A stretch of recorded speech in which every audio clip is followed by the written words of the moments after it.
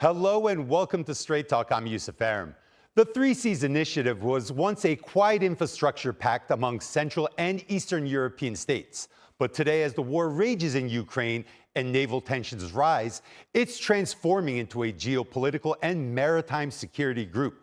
By linking the Baltic, Adriatic, and Black Seas through energy, digital, and transport corridors, the bloc offers a new north-south vision, one that sidesteps Moscow. And now, Turkey has joined the fold as a strategic partner, bringing NATO muscle and critical control over the waterways that connect Europe to the Middle East and beyond. From Romania's Black Sea ports to Estonia's digital borders, the Three Seas Initiative, or 3SI, is expanding its reach. Flagship projects like Rail2Sea and Via Carpathia aim to harden infrastructure, while gas pipelines and undersea cables provide alternatives to Russian routes. Maritime security has also become critical.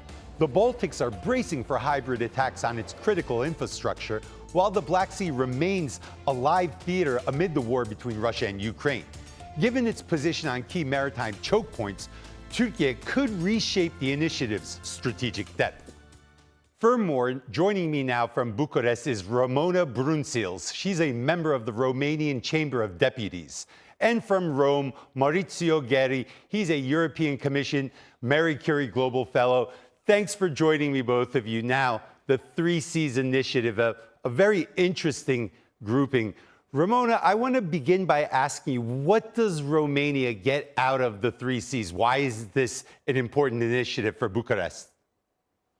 Thank you so much for asking. Of course, that the Three Seas Initiative is a very important initiative as it brings together the countries that are relevant for our region, but not only, as you know, our strategic partners, the European Commission, the US, Germany, Japan, and more recently, of course, Turkey and Spain. So this, of course, that helps a lot the cooperation between us, the increase of the interoperability of our armies. And this is a signal that we are more secure. I mean, being part of this kind of project can only bring positive results from the development and economic point of view, and of course, from the security point of view, because currently our main concern is related to the security in our region, especially in the Black Sea region, which is so important and relevant not only to us, but also to Europe and the entire world, as we see. So, this initiative is very important to us. And as we speak about Turkey, of course, that we've been very happy to welcome this year in the summit that took place in Warsaw, Turkey as our new strategic partner together with Spain. So yes, there are only benefits. Of course, that there are lots of things to do. And as you know, Romania already together with Turkey and Bulgaria, we are carrying this MCM Black Sea. So basically, it's the mines counter measures, the task group that's supposed to and is doing the real job in making the Black Sea more secure from the mines point of view. And this is a very, very strong signal sent to Russia as well, especially by having Turkey next to us now, that its influence in the region decreases. And look now, Turkey more and more becomes the counterpower to Russia.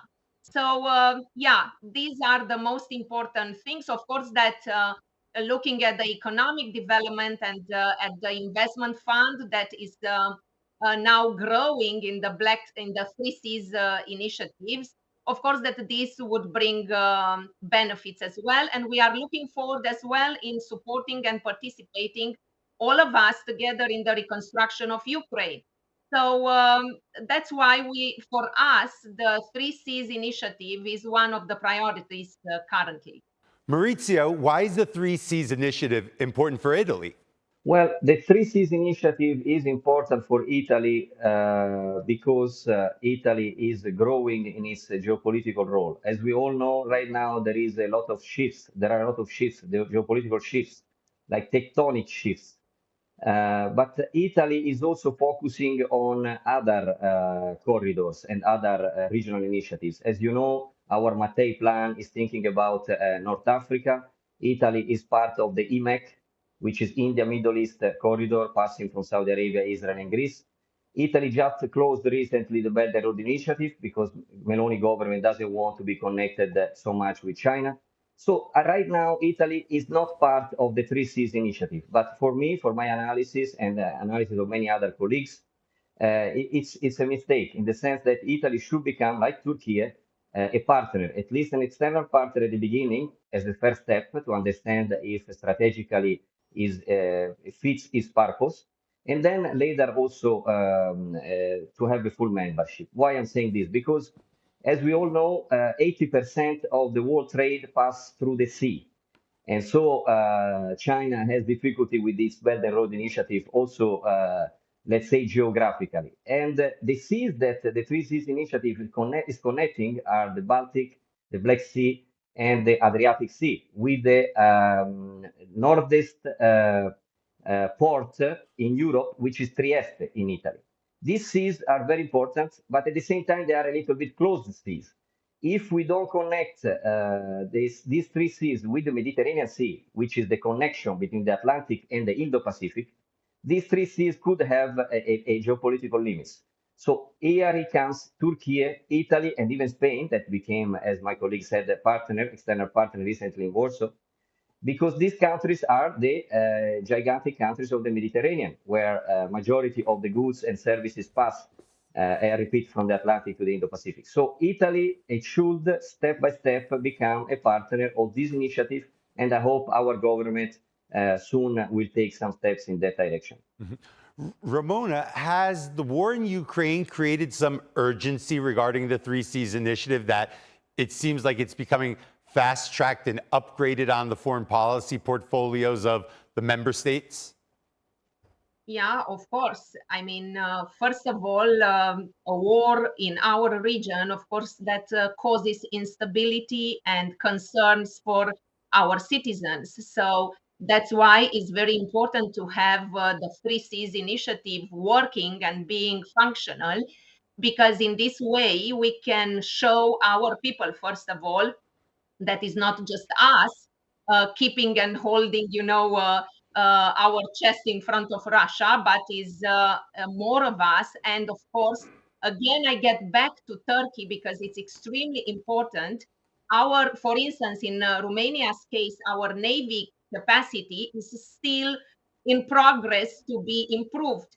So Turkish capacity and military and navy capabilities in the Black Sea are very, very important for us, and they mean for us a plus in our security. So, of course, that the war in Ukraine for us meant all sorts of economic issues and problems. And again, through the Three Seas initiatives, we were able to come together and to decide on different policies and on different initiatives that we took. For instance, the cereals problem that was raised like 2 years ago, and in which Turkey played a very important role. So there were a war, as you know, brings so many aspects into discussions and so many complications. And if you are on your own in front of an aggressor state like Russia, the chances to be successful and to keep the peace and stability in the area are very, very low.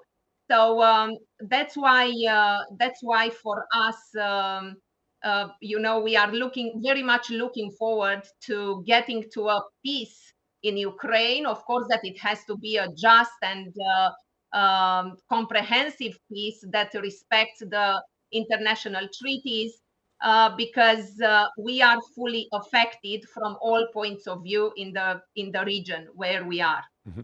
Maurizio, there's a lot of infrastructure investment tucked away into the Three Seas initiative. It looks very similar to some of the investments in Global Gateway as well. Now, China has its Belt and Road. The U.S. had Build Back Better. Is Three Seas kind of a counterweight, a European counterweight to the Belt and Road?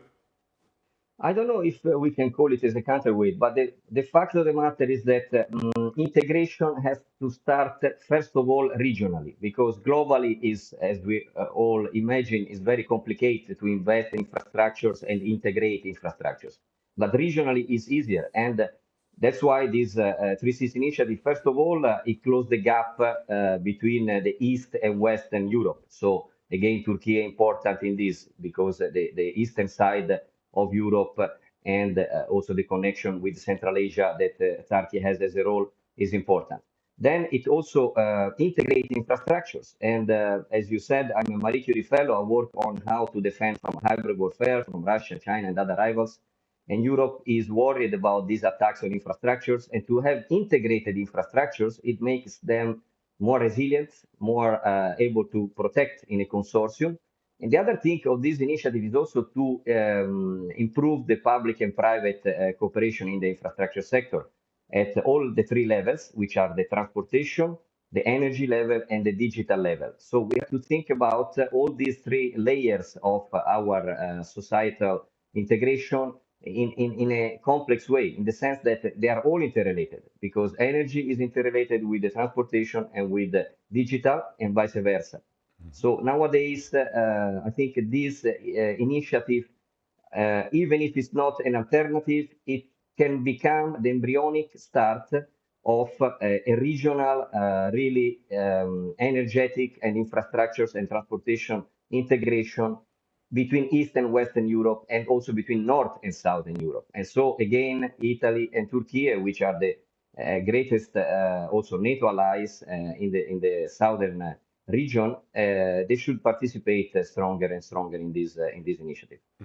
Ramona, you highlighted Black Sea security earlier in your commentary, and especially the bilateral relationship between Romania and Turkey and the Black Sea, but also Bulgaria as well, because there was some trilateral cooperation going on between the three countries. How important is that trilateral cooperation to keeping the Russians at bay and ensuring the freedom of movement in the Black Sea? It is very important. And as you know, in the first 6 months, this trilateral cooperation within the MCM Black Sea, so the mine countermeasures, this task group, was led by Turkey. And as I said, of course, that all these kind of movements in the Black Sea and trilaterals and cooperations, these discourage Russia from doing its own exercises that are supposed to continue to exercise the influence in our region. So I think the three countries together, Romania, Bulgaria, and Turkey, proved to be very, very efficient. And this cooperation is being acknowledged currently as being a model from the efficiency point of view. So we salute it, and of course that we want this to continue, and we do our best, and we fully appreciate our partners in this. We are direct beneficiaries, of the results of this work, and we are very grateful for this. At the same time, of course, that getting closer together for security and for military purposes through our military exercises in the area, because we've had NATO exercises that were very important and that again showed how powerful we are when we stick together and when we put together our capacities and military capacities. But apart from this, of course, the economic cooperation is at the top of our agendas. And when I say economic, I'm also thinking of strategic fields like energy, because energy, of course, is very important for all of us and is one of the biggest worries for all of us. So, as you know, the 3Cs initiative announced the priority projects, and one of these priority projects is BRUA. Well, in BRUA, Turkey, for instance, is very important for us. And not only from the transport of the gas from Azerbaijan and to Turkey, so on and so forth, but also Turkish companies, for instance, produced and participated with different components of the products that we needed in order to build a brewer. For instance, pipes. So there are very important economic cooperations and relationships that have been established, and they are doubled by the security benefits that are brought by us bringing together different partners. And I think this is fantastic. I mean, these kind of exercises and these kind of examples have to continue. Maurizio, you know NATO very well.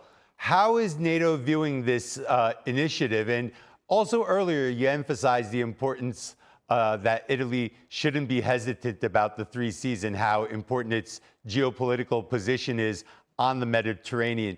Do you want to see Italy join in? Do you want to see the Mediterranean become a vocal part of the three seas as well, maybe the four seas?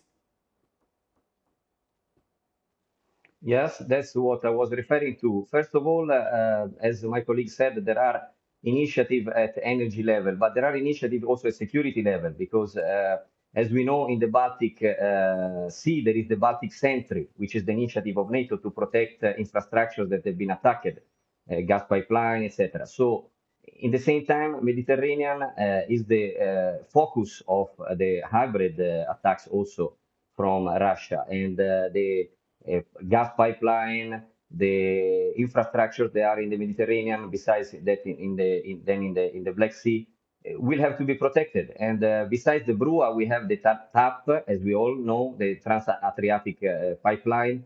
We have that is connected to the TANAP in the Anatolia, and then to Azerbaijan, and in the future maybe also to Central Asia with the Trans-Caspian pipeline projects. So this initiative is really could become really a moment of change, a transformation of not only north and south but east and west connections. And NATO, by the way, is investing, as we also know, 1.5% of GDP in protection of infrastructures, resilience, etc., etc. In Italy, we are talking about the bridge on Sicily, for example, between Sicily and Calabria, that we are talking about that since many decades, and this could enter inside these 1.5% out of the 5% of GDP in the defense expenditure.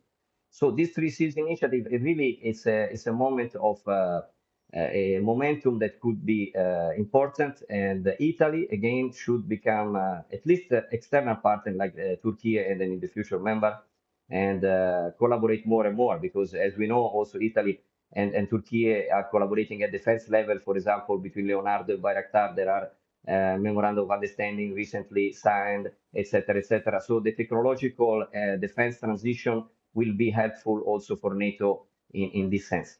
Mm-hmm. Ramona, I want to broaden the conversation to talk about migration. I mean, it's been a big problem for Europe. A lot of destabilization, North Africa and the Middle East, and that's been causing massive migrant flows over the past decade. When you look at Frontex, or you look at the cooperation between EU member states and Turkey as well, they played a big role. Going forward, how important will it be the control of the waterways, the updating and modernization of naval assets to be able to protect the borders from these types of irregular migrant flows? Yeah, this is a very sensitive point, and a very important point again for the general security of the entire Europe. And here I think that all the European states should be grateful for Turkish implication and Turkish involvement in this, because Turkey, I think Turkey's contribution in this was and still is amazing.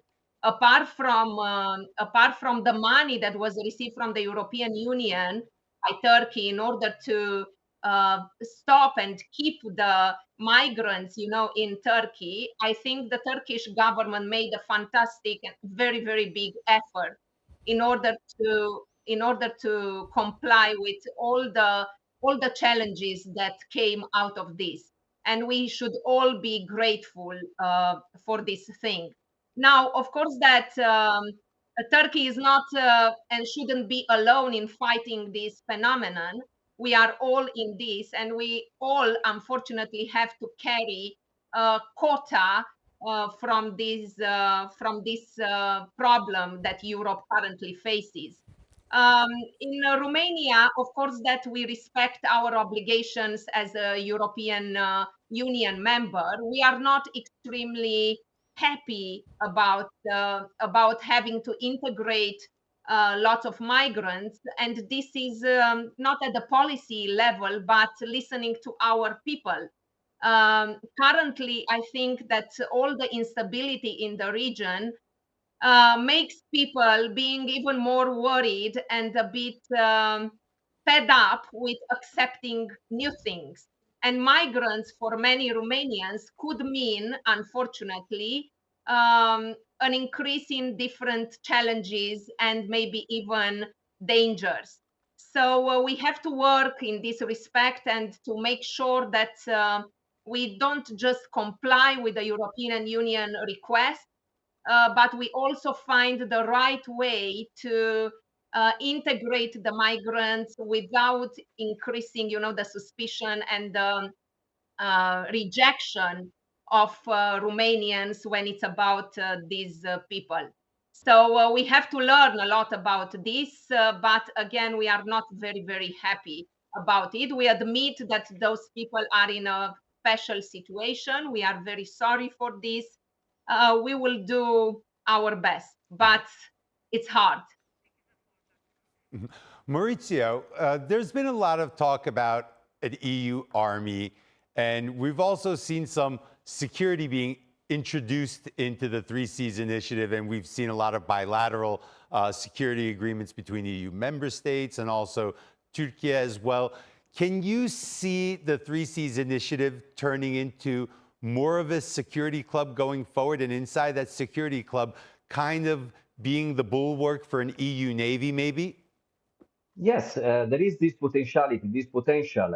As said, there are in the Three Seas initiative partners that are not member yet, like Turkey, but also Albania, Montenegro, Moldova, and Ukraine, and this could, in part, favor some type of stronger relationship with the EU.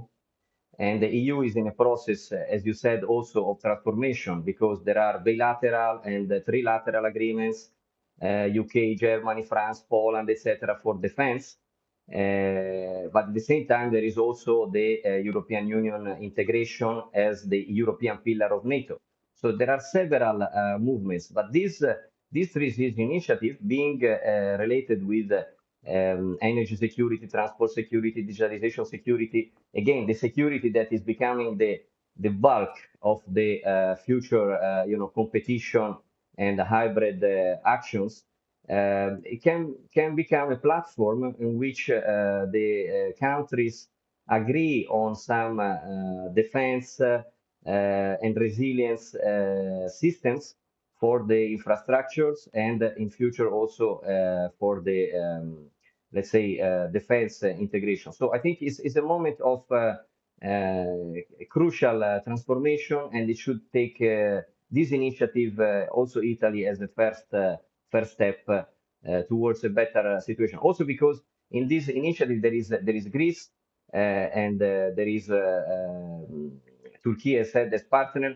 And as we know, in the Eastern Mediterranean, there might be some conflicts from, Turkey, which is a non-EU member, but is a NATO member, and countries like Greece or others that may have different visions, for example, on the Eastern Mediterranean economic zones, or the recent agreement between Turkey and Libya may make, as you said, also migration a worry for other countries. So this initiative could become a bridge between these countries also, and it should be used more also for security integration. Ramona, Maurizio, thanks for helping me swim through this Three Seas initiative issue. And that's all for this edition of Straight Talk with me, Yusuf Aram. If you got any comments, please share them with us on X at Straight Talk TRT. Also, don't forget to subscribe to our YouTube channel, where you can find more exclusive content. Until next time, take care and goodbye.